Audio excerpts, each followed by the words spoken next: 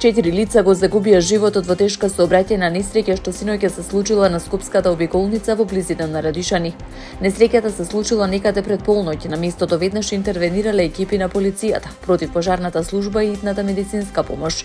Од силината на ударот возилото целосно изгорело. Од МВР споделија и детали за несреќата.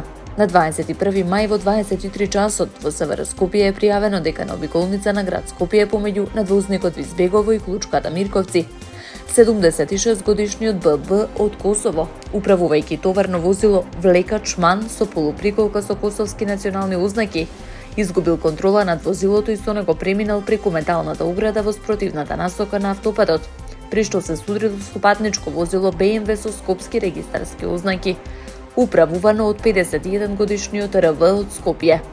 Од сударот настанал пожар во двете возила, од кој патничкото возило и кабината на влекачот целосно изгореле. Пожарот бил изгаснат од екипа на бригадата за противпожарна заштита Скопје. Од здобиените повреди на местото на несреќата починал возачот РВ и сопатниците од неговото возило, 20-годишниот АВ и 20-годишниот ПМ од Скопје и уште едно лице чиј идентитет засега е непознат, велат во соопштенијето од МВР.